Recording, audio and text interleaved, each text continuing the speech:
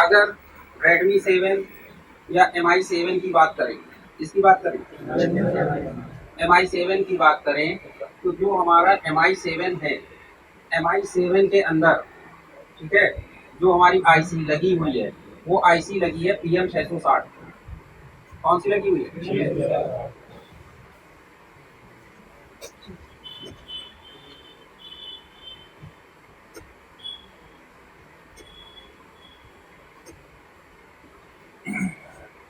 IC कोई भी हो, अगर चार्जिंग आईसी है तो काम करने के लिए उसको वीबस सप्लाई चाहिए।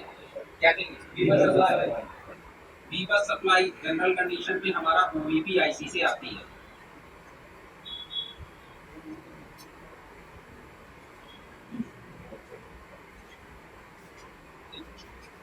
अभी 1 2 3 कितने भी दिनों पे आ सकती है।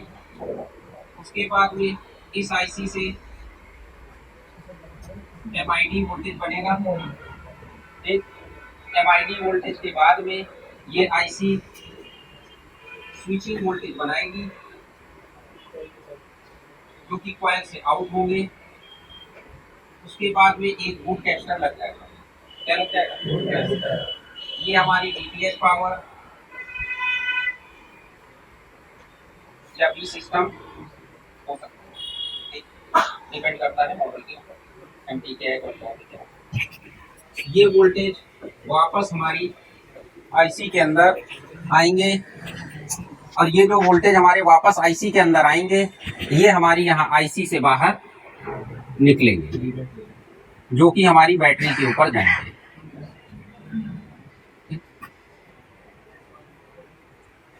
इतना सा लगा रहे हैं। ये एक बेसिक कॉन्सेप्ट है। अब होगा क्या कि अब अगर हमारे मॉडल में क्वालकॉम है तो यहाँ पर एक रेजिस्टेंस लग जाएगा।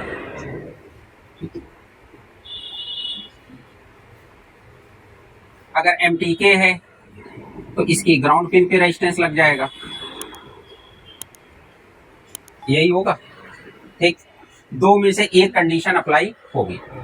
अगर क्वालकॉम है तो ये रेजिस्टेंस हट जाएगा, फिर सिर्फ यहाँ पे रेजिस्टेंस लगेगा, ठीक। अब उसके साथ में क्या होगा कि यहाँ पर ये दो पिने हैं जो करंट सेंसिंग पॉजिटिव और करंट सेंसिंग निगेटिव, यानी रेजिस्टेंस के दोनों सिरों से एक लाइन निकलेगी, ठीक है, जो कि हमारा एक करंट सेंसिंग पॉजिटिव और निगेटिव, ये हमारी फ्यूल गेज आईसी में जाएगी। अब अगर चार्जिंग आईसी के अंदर ही फ्यूल गेज है तो ये वापस इसके अंदर चले जाएंगे। ये अगर बैटरी की पॉजिटिव सप्लाई है तो ये पॉजिटिव सप्लाई अगर हमारी चार्जिंग आईसी को अंदर जा रही है, ठीक, तो ये बैटरी की सेंस पॉजिटिव हो जाएगी कि नहीं हो जाएगी। अगर ग्राउंड पिन भी हमारी आईसी के अंदर जाएगी तो ये हमारी सेंस निगेटिव हो जाएगी कि नहीं हो जाएगी। फिर उसके बाद बात बचेगी थर्मल और आईडी पिन की। क्या बात बचेगी? दो पिनें हो जाएंगी, एक टीएच थर्मल और एक हमारी आईडी। तो आज के टाइम पे आपके पास जो भी मोबाइल होंगे, अगर आप उसकी बैटरी निकाल के देखेंगे तो बैटरी का जो भी पत्ता होगा, जैसे ये आपकी बैटरी है, इसके साथ में एक पट्टा लगा होगा जो कि जाके हमारा टच होता है। तो इस पट्टे के ऊपर अगर आप देखेंगे तो यहाँ पर तो कनेक्टर हो गया हमारा इस तरीके से। यहाँ पर कहीं ना कहीं आपको अगर टी लिखा हुआ मिल गया तो इसका मतलब थर्मल लाइन। अगर आपको P+ मिल गया तो बैटरी की पॉजिटिव लाइन, P- मिल गया तो बैटरी की निगेटिव लाइन, ठीक। उसके बाद में अगर आपको TH या आईडी पिन जो भी मिल गया तो वो आपकी थर्मल और आईडी लाइन हो जाएगी। बात समझ में? तो आपको अपने बैटरी के पत्ते के ऊपर भी देख के आप पता कर सकते हैं कि आपकी थर्मल पिन कौन सी और आईडी पिन कौन सी है, ठीक। अब अगर पट्टा आपका पलट के लग रहा है तो अगर प्लस इधर लिखा है तो इसका मतलब पॉजिटिव ये पिन हो जाएगी। और पट्टा कैसे लग रहा है उसकी डायरेक्शन देख के हम समझ सकते हैं कि थर्मल पिन कौन सी होगी और आईडी पिन कौन सी होगी, ठीक। उसके बाद शुरुआत की जो हमारी आईसियां थी वो तो एक नॉर्मल आईसी थी, लेकिन जो हमारी बाद में आईसियां आ गई इनके अंदर दो पिनें और हमारी ऐड हो जाती हैं जिसका नाम होता है सिस्टम पावर गुड। मतलब कुल मिला के पावर गुड वाली लाइन हो जाती है, या इसी पिन को हम ओके पिन भी बोल सकते हैं, सिस्टम पावर ओके। जो कि आईसी की इंफॉर्मेशन देती है कि ये आईसी हमारी सही है, बिल्कुल सही है। तो ये अपना एक एक्नॉलेजमेंट देगी। ठीक, ये एक्नॉलेजमेंट हमारी कहाँ जाएगी? पावर आईसी के अंदर चली जाएगी।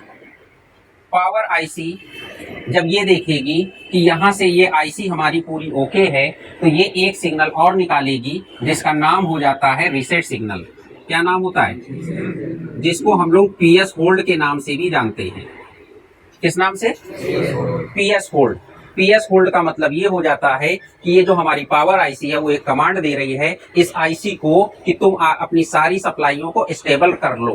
क्या करो? मतलब कोई प्रॉब्लम अगर उसको डिटेक्ट नहीं हुई तो वो एक सिग्नल देगी, सारी सप्लाइयां प्रॉपर बनाओ, यानी सप्लाइयों को होल्ड करो।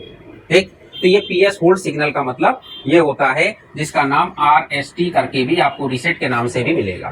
ठीक, अब अगर हमारे फोन के अंदर चार्जिंग कनेक्टर टाइप सी वाला लगा है, क्या लगा है? टाइप सी वाला चार्जिंग कनेक्टर लगा है, तो इसके अंदर आईडी पिन 2 हो जाएंगी, CCID1, CCID2 हो जाएगी। ठीक, 2 आईडी की पिनें हो जाएंगी कि नहीं हो जाएंगी? हो जाएंगी। अब डिपेंड करता है कि अगर इस आईसी के अंदर चार्जिंग इनेबल की कोई पिन है या नहीं है। अगर चार्जिंग इनेबल की कोई पिन होगी, क्या होगी? अगर सिर्फ CE लिखा है, क्या लिखा है? तो इसका मतलब जब इस पिन पे वोल्टेज आएगा तो ये आईसी काम करेगी।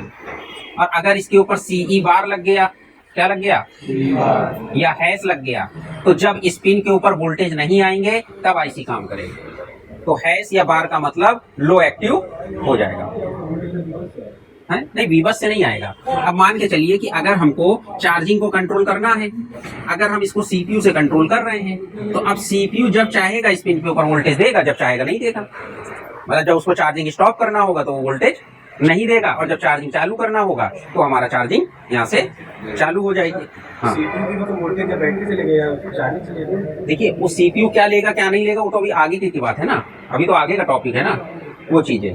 दूसरी चीज क्या होता है कि जब भी हम अपने मोबाइल के अंदर जब भी हम अपने मोबाइल के अंदर चार्जर या बैटरी लगाते हैं, तो जो हमारे वोल्टेज है बीपीएस पावर से बने या कहीं से भी बने, हमारी पावर आईसी को वोल्टेज पहुंच जाते हैं। तो जो पावर आईसी हमारी होती है, जैसे मान लीजिए ये पावर आईसी है, तो ये पावर आईसी कुछ एक वोल्टेजेस, मतलब कुछ एक वोल्टेज का मतलब कि कुछ रिक्वायर्ड वोल्टेज कि जिनकी हमको जरूरत है, वो तो जब हम लोग पावर आईसी वाला सेक्शन पढ़ेंगे तब उसमें बात करेंगे कि कौन कौन से वोल्टेज बनते हैं। बाकी आप एक जनरल कंडीशन पे मान के चलिए कि ऑफ कंडीशन में भी 1.8 वोल्ट बनेगा। मोबाइल आपने चालू किया या नहीं किया तो 1.8 वोल्ट स्टैंड बाई वोल्टेज आपके बनते ही रहेंगे। आपका बैटरी लगी होगी तब भी बन जाते हैं, चार्जर लगा होगा तब भी बन जाते हैं, ठीक है ना। तो ये वोल्टेज आपके बन जाते हैं। तो जब ये वोल्टेज बन जाते हैं तो ये वोल्टेज हमारे कई सेक्शंस में चले जाते हैं। कई सेक्शंस का मतलब जैसे ऑन ऑफ बटन के ऊपर वोल्टेज पहुंच जाएंगे। भाई अभी तो मोबाइल ऑफ है ना, लेकिन ऑन ऑफ बटन के ऊपर वोल्टेज मिलेगा कि नहीं मिलेगा? तभी तो उसको कमांड मिलेगी। ये जब पावर आईसी पढ़ेंगे ना तो उस टाइम पे ऑफ कंडीशन में कौन से वोल्टेज बनते हैं, ऑन कंडीशन, उसके बाद जब ऑन ऑफ दबा देंगे तो उसके बाद कौन से वोल्टेज बनेंगे, वो पावर आईसी में हम लोग समझेंगे। बाकी अभी एक जनरल कंडीशन में समझ लें कि जैसे आपने बैटरी लगा दी, अभी फोन ऑन नहीं किया है, अभी फोन आपका ऑन नहीं है, लेकिन पावर आईसी के कुछ सेक्शन आपके चालू हो जाएंगे और वो सेक्शन क्या करेंगे, जैसे 1.8 वोल्ट है वो आपका बना दिया। अब 1.8 वोल्ट की आपको जहां पर भी जरूरत है वो वहां पर वोल्टेज मिल जाएंगे। या 2.8 वोल्ट है पावर आईसी ने बना दिया, तो अब 2.8 वोल्ट जहां पर भी जरूरत है, जैसे 1.8, 2.8 ये सब रनिंग वोल्टेज हैं। क्यों? क्योंकि फोन भले ही आपका ऑफ है लेकिन आपकी पावर आईसी कुछ वोल्टेज बनाएगी। वो वोल्टेज आपको सीपीयू को भी मिलेंगे, एमएमसी को भी मिलेंगे, किसको मिलते रहेंगे? इन सब सेक्शंस को मिलते रहेंगे। मतलब ऐसा नहीं कि सीपीयू पे वोल्टेज नहीं जा रहे हैं, ऑफ कंडीशन में भी सीपीयू पे वोल्टेज आएंगे, ऑफ कंडीशन में एमएमसी पे भी वोल्टेज जाएंगे। क्यों? क्योंकि जैसे ही आपने प्रेस किया बटन तो सीपीयू एमएमसी सब कुछ कम्युनिकेशन स्टार्ट हो जाएगा कि भाई क्या करना है, फोन को चालू करना है, नहीं करना है, क्या करना है। तो अगर उन पे पहले से वोल्टेज नहीं पहुंचेंगे तो वो रेडी रहेंगे काम करने के लिए?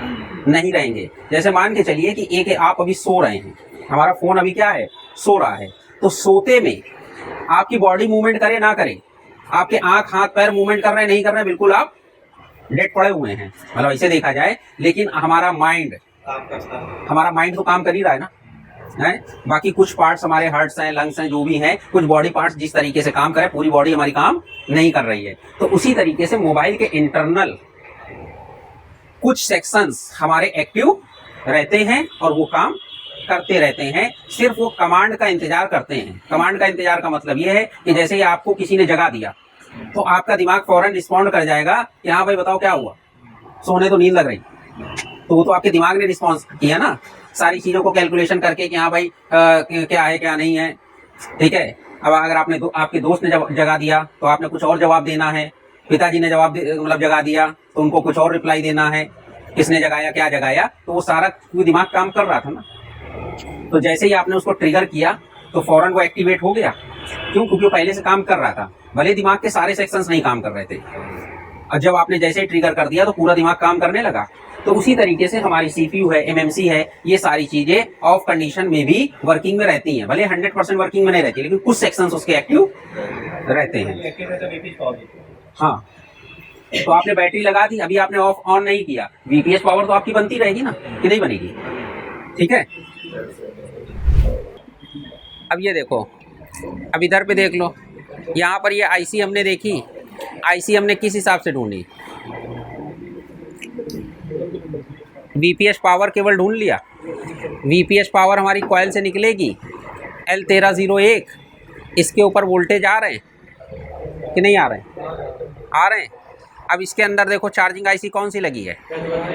PMI 632 लगी है, 660 तो इसमें लगी नहीं है, तो ये मॉडल हम छोड़ दें। अब मान के चलो कि अगर 7AM को देखना होता, 7A में भी 632 है। इधर ये देख लो, यहाँ पर ये आईसी है हमारी, इस आईसी के अंदर क्या वीबस आ रहा है? आ रहा है। अब अगर ये वीबस यूएसबी की हम लोग बात करें तो यहाँ पर क्या आ रहा है? USB_वीबस आ रहा है। अगर USB_वीबस हम देख रहे हैं तो ये नाम एक हमको यहाँ पर भी मिला है, ये हमारा USB सेंस वाली पिन है। USB सेंस वाली पिन का मतलब ये होता है कि जब भी हम चार्जर लगाएंगे तो चार्जिंग आईसी के अंदर एक पिन और ऐसी होगी कि जिसके ऊपर चार्जर के वोल्टेज जाएंगे, जिससे उसको ये पता चलता है कि चार्जर लग चुका है, मतलब USB की सेंसिंग के लिए। दूसरा वीबस USB हमको यहाँ पर ये मिला है, जो चार्जिंग आईसी की पिन नंबर 78, 79, 88 और 89 पे आ रहा है। एक चीज़ और हमको यहाँ पर मिला है कि ये हमारा U701 आईसी लगी है, कौन सी लगी है? इस पे भी हमारा चार्जर का वोल्टेज जा रहा है। क्या जा रहा है? यानी चार्जर जो हमने लगाया है, अभी तक हमने क्या देखा था कि चार्जिंग के वोल्टेज OVP आईसी से निकलते थे और हमारी चार्जिंग आईसी पे जाते थे। लेकिन अभी क्या हुआ कि जब हमने चार्जर लगाया है तो OVP आईसी से निकलने के बाद ये वोल्टेज हमारे दो जगह आ रहे हैं। एक हमारा आया U501 आईसी पे और दूसरा आया है U701 आईसी पे। तो इधर ये देख लीजिए, ये हो गया इनेबल के ऊपर कंपनी ने, वहाँ पर अभी हमने डेटा शीट देखा, उसमें बार लगा दिया था कि नहीं लगा हुआ था? तो अगर बार लगा होगा तो जब ये पिन ग्राउंड से जुड़ी होगी तभी आईसी काम करेगी।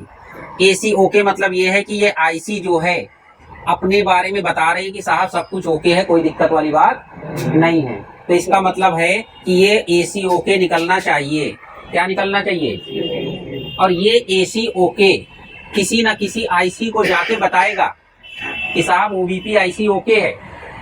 अगर AC ओके नहीं निकला तो हमारी आईसी को पता चल जाएगा कि साहब AC मतलब OVP आईसी में कोई दिक्कत है या ज़्यादा वोल्टेज मिल रहे हैं, तो भी हमारा काम बंद हो सकता है। तो इसका मतलब अब ये किसको बताएगा? इस AC ओके को भी हम सर्च कर ले तो पता चल जाएगा ये इसने किसको बताया। बात समझ में आई? तो अभी तक जब हम लोग OVP आईसी देख रहे थे तो उसमें कुछ देख रहे थे? कुछ नहीं देख रहे थे, बस इन आउट देख रहे थे। लेकिन अगर किसी सेट में ये आईसी लगी है तो हमें इसकी AC ओके वाली पिन भी देखनी पड़ेगी। क्या देखना पड़ेगा? क्योंकि अगर इससे AC ओके नहीं निकला तो हमारे सेट में चार्जिंग से रिलेटेड प्रॉब्लम आ सकती है, चार्जिंग बंद भी हो सकती है, क्योंकि हमारी आईसी को पता चल जाएगा कि साहब चार्जर गलत लगा है। कहने लगे तुमको कैसे पता? कहने लगे हमको OVP आईसी ने बताया है। बात समझ में आई कि नहीं आई? ठीक है। तो भले आपने सही चार्जर लगाया हो, अगर ये इंफॉर्मेशन आईसी को मिल गई, अब इधर देख लो, किसको मिल गई इंफॉर्मेशन? सीपीयू को।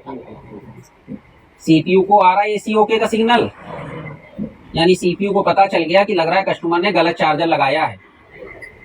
तो सीपीयू अब अपने प्रोग्रामिंग के हिसाब से या उसके प्रोग्रामर ने जो भी उसके अंदर लॉजिक सेट किया हो कि अगर चार्जर सही ना लगा हो तो चार्जिंग बंद कर देना या चार्जिंग होने ना देना, तो पता चला मोबाइल की चार्जिंग बंद हो गई।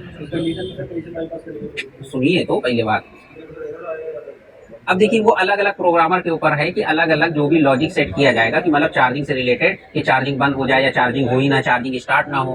अब इस कंडीशन में क्या होगा? अब आप चार्जिंग आईसी बदलते रहो, ठीक, कहने के चार्जिंग भी बदल दिया, पावर भी बदल दिया, सीपीयू भी बदल दिया। क्या किया? सब कुछ बदल डाला, फिर भी चार्जिंग ना हुई। मतलब कहने लगे सीपीयू भी इवॉल्व कर लिया, चार्जिंग आईसी भी बदल ली, पावर आईसी भी बदल ली, सब कुछ कर लिया और चार्जिंग ना हुई। और किसकी वजह से ना हुई? ओवीपी आईसी की वजह से। क्यों? क्योंकि सीपीयू जो है ओके है। अब सीपीयू क्या है? चार्जिंग आईसी को काम ही नहीं करने दे रहा, काम ना करो, अब लगाते रहो नई आईसी। तो एक एक पिन की इंपॉर्टेंट है कि नहीं है? अगर ये पिन ना होती इसके अंदर तो कोई दिक्कत नहीं थी, लेकिन इसने सीपीयू को बता दिया साहब कि चार्जर गड़बड़ है। बात समझ में आई?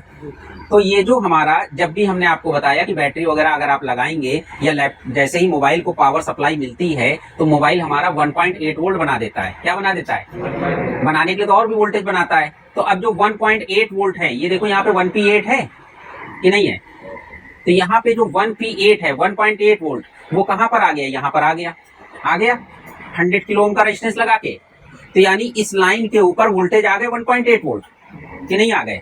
भाई हमने यहाँ पे 1.8 वोल्ट दिया तो वो यहाँ भी आ गए।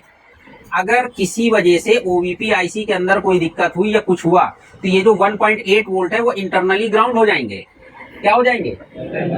तो अगर ये पिन अंदर ही अंदर ग्राउंड से टच हो गई तो यहाँ के जो भी वोल्टेज है सब ग्राउंड हो जाएंगे। तो यानी यहाँ पर वोल्टेज मिलना बंद हो जाएंगे। अब यहाँ पर अगर वोल्टेज ना मिले तो क्या यहाँ आगे वोल्टेज जाएंगे? क्या सीपीयू पे वोल्टेज पहुंचेंगे? तो सीपीयू को सिर्फ दो ही कंडीशन जानता है। उसने कहा साहब वोल्टेज मिले तो हम समझेंगे ओके, और नहीं मिले तो समझ गए दिक्कत।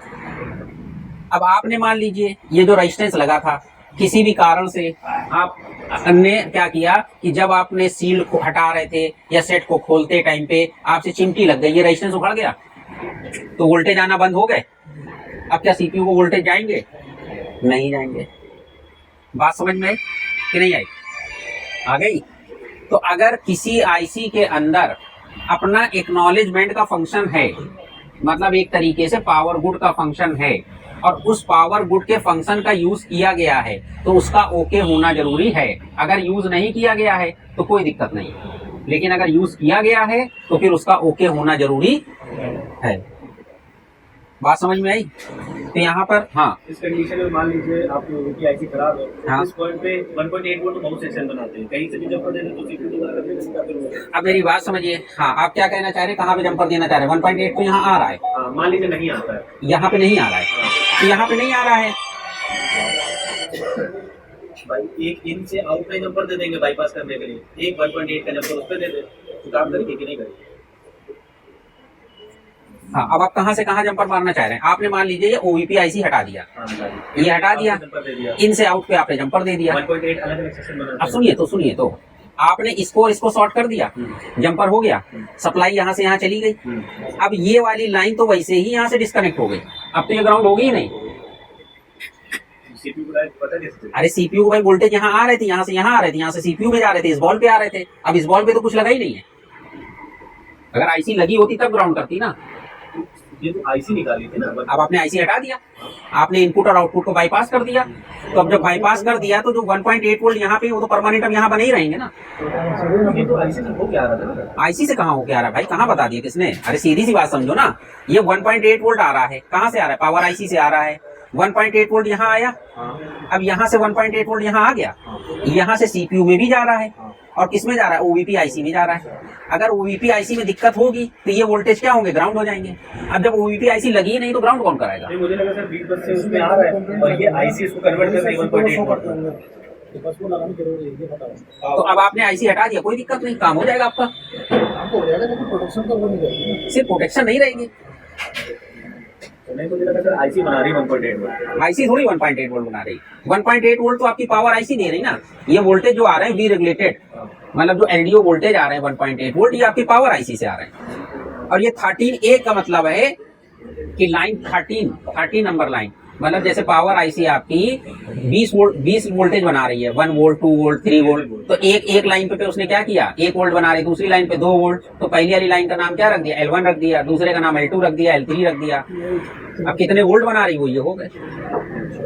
बात समझ में आई? तो भाई सीधा सा फंडा है, कहने का मतलब ये है कि अगर आप सर्किट डायग्राम के थ्रू काम कर रहे हैं तो सर्किट डायग्राम की थोड़ा पिनों के बारे में भी देखते चलिए कि वो पिन, अगर कोई और पिन है, अगर मान लीजिए इस पिन का कोई इस्तेमाल नहीं किया गया है, ये लाइन सीपीयू में नहीं दी गई है, तो कोई दिक्कत नहीं। मान लीजिए इसका इस्तेमाल नहीं किया गया है तो कोई दिक्कत नहीं। अब पता चला अगर इस्तेमाल किया गया है तो इस पिन का ओके होना, अगर नहीं इस्तेमाल किया गया तो कोई दिक्कत ही नहीं। बात समझ में आई? तो यहां से हमारा क्या बन गया, वीबस यूएसबी बन गया कि नहीं बन गया? ये जो हमारा यूएसबी अंडरस्कोर वीबस था,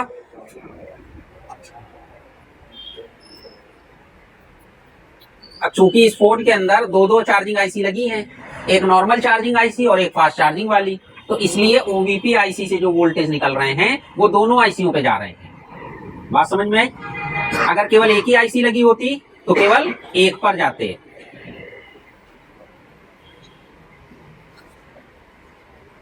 आ गए हम अपने इस पे, पीएमआईडी वोल्टेज हो गया, कॉइल के थ्रू वोल्टेज निकले, बूट कैप के दोनों सिरों पे चेक कर लोगे, एक सिरे पे 4 वोल्ट तो दूसरे पे 8 वोल्ट। ये वोल्टेज वापस घूम के हमारी आईसी के अंदर आ जाएंगे और आईसी के अंदर से निकल के वापस ये वोल्टेज हमारे कहाँ पहुंच जाएंगे, बैटरी पे पहुंच जाएंगे। ठीक कि नहीं पहुंच जाएंगे? ठीक। बैटरी की अगर थर्मल लाइन इस आईसी से जुड़ी हुई है तो थर्मल की लाइन इस पे आ जाएगी। ठीक। इस चार्जिंग आईसी के अंदर इंटरनल रेगुलेटेड वोल्टेज बन रहे हैं, तो अगर वोल्टेज बन रहे हैं तो किसी ना किसी पिन से निकलेंगे, तो वो पिन हमारी अगर इस्तेमाल में ली गई है, यहाँ से चाहे तो वोल्टेज इस्तेमाल में ले सकते हैं, नहीं इस्तेमाल में ले रहे तो कैपेसिटर लगा के ग्राउंड कर दिया। ये कैपेसिटर किसी भी कंडीशन में शॉर्ट नहीं होने चाहिए। ठीक है। उसके बाद में यहां पर देख लो, ये आईडी की भी पिन है आईडी की पिन कि नहीं है? तो बैटरी के आईडी पिन है और बैटरी की थर्मल पिन है। बैटरी की लाइन अगर इस आईसी में जुड़ी हुई है तो बैटरी की लाइन एक सेंस पॉजिटिव हो जाएगी और एक सेंस निगेटिव हो जाएगी। तो बैटरी सेंस पॉजिटिव और निगेटिव हो जाएगी कि नहीं हो जाएगी? मतलब उसको -M और P अगर लिख दिया तो माइनस और प्लस, तो बैटरी की पॉजिटिव और निगेटिव लाइन दोनों ही हमारी इस आईसी में आएगी। अगर आप इसको चेक करना चाहो तो चेक कर सकते हो। दूसरी चीज, यहाँ पर एक चीज और लिखी हुई है, USB_HSDP_DM। अब देखो यहाँ पर ये डीपी वाली लाइन है और नीचे डीएम वाली लाइन है। तो डीपी वाली लाइन एक जगह पे हमको यहाँ पे मिली और दूसरी हमको यहाँ पर मिल गई। क्या मिली है? 1 किलो ओम का रेजिस्टेंस लगा के। तो यहाँ पर हमको ये लाइन दिखाई पड़ रही है कि यहाँ से ये जो हमारा कनेक्टर था, इस कनेक्टर से लाइन निकल के कहाँ जा रही होगी? सीपीयू में जा रही होगी लाइन। यूएसबी की जो डीएम-डीपी वाली लाइन है ये निकल के हमारी कहाँ जा रही है? सीपीयू में जा रही है। और जब सीपीयू में जा रही है तो इस पे क्या किया गया है? चार्जिंग आईसी से 1 किलो ओम का रेजिस्टेंस लगा के इस लाइन को यहाँ से जोड़ दिया गया है। तो एक तरीके से पुलअप का काम कर रही कि नहीं कर रही? हाँ कि नहीं कर रही? तो चार्जिंग आईसी ने यहाँ से एक तरीके से पुलअप का काम कर दिया 1 किलो ओम की रेजिस्टेंस लगा के। तो ये जो हमारा चार्जिंग कनेक्टर था, यहाँ से डीएम और डीपी के लाइन निकल के कहाँ जा रही है? सीपीयू में जा रही है। और यहाँ से 1 किलो ओम का रेजिस्टेंस लगा के ये लाइन हमारी आ गई कि नहीं आ गई?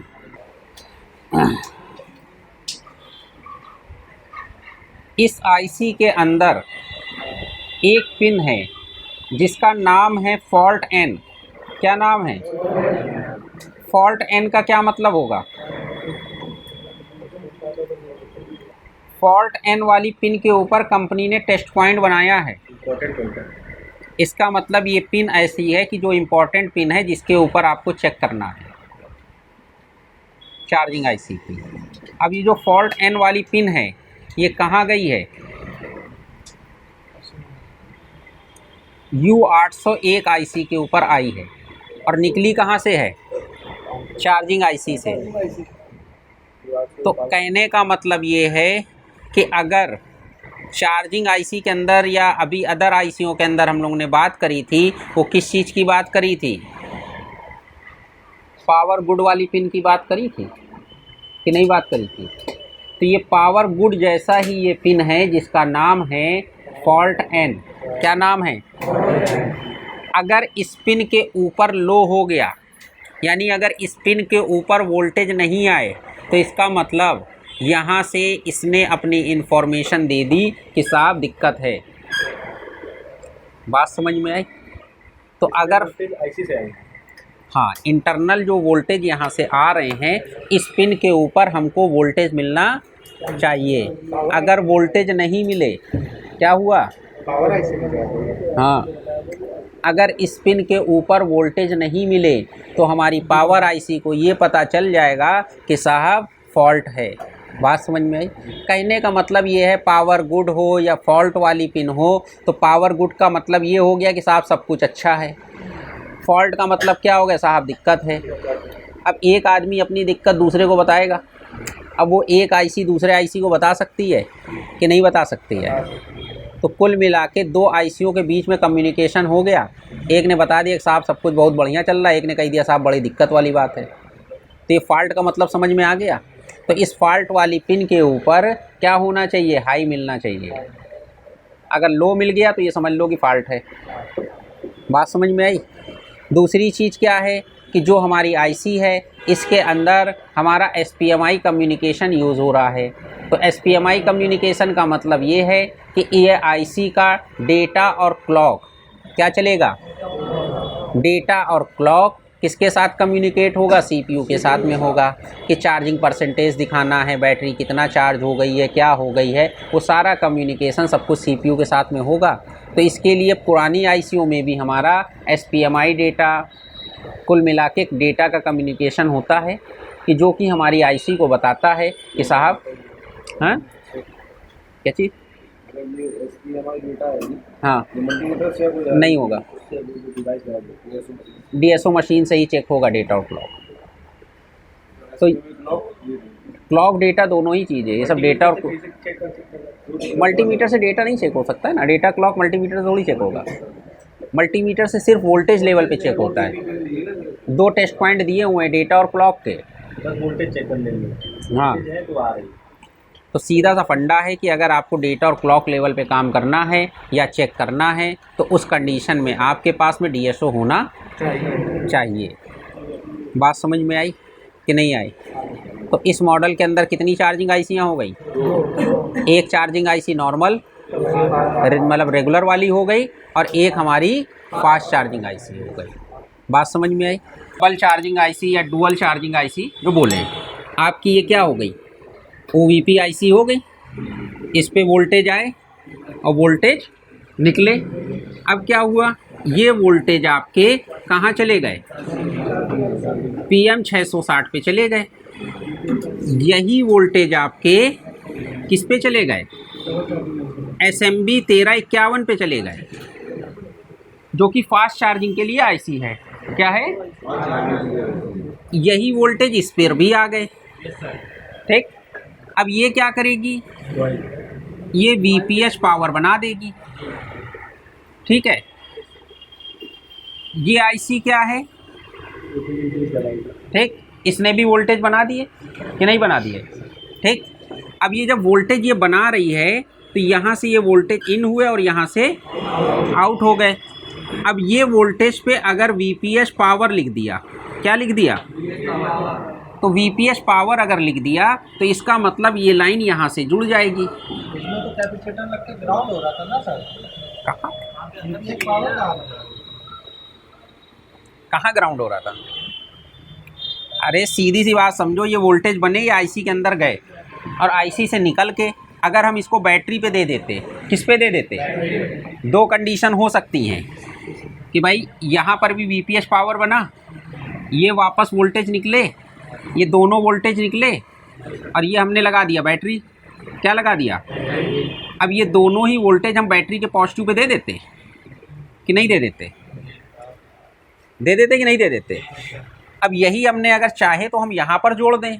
अगर मान लीजिए ये लाइन हमने यहाँ नहीं जोड़ी, ये लाइन हमने क्या किया, यहाँ से ले जाके यहाँ पे जोड़ दिया, तो अब क्या है कि 2 एम्पियर मान लीजिए इसने बनाया, 2 एम्पियर 4 एम्पियर की सप्लाई बन गई। अब यहाँ से वोल्टेज वापस इसके थ्रू यहाँ पे बैटरी के अंदर आ गए कि नहीं आ गए, और अगर हम यहाँ पे जोड़ते थे तब भी पहुँच जाते 4 एम्पियर, क्योंकि वोल्टेज लेवल दोनों का सेम है। मान के चलिए 3.7 या 4.2 वोल्ट ये भी बना रहे, 4.2 वोल्ट ये भी बना रहे, ठीक। आप इसको ऐसे समझ लो ना, आपके पास में ये बैटरी है, ठीक, 2 बैटरियां हैं, दोनों बैटरियां आपकी 4 वोल्ट की हैं, ठीक। बैटरी का आपका ये प्लस सिरा, ये माइनस सिरा है, ठीक है। आपने क्या किया, इसका माइनस माइनस आपस में जोड़ दिया, और ये प्लस प्लस, तो यहाँ पर वोल्टेज आपको कितने मिलेंगे, 4 ही वोल्ट मिलेंगे। वोल्टेज कितने मिलेंगे, लेकिन एम्पियर डबल हो जाएगा।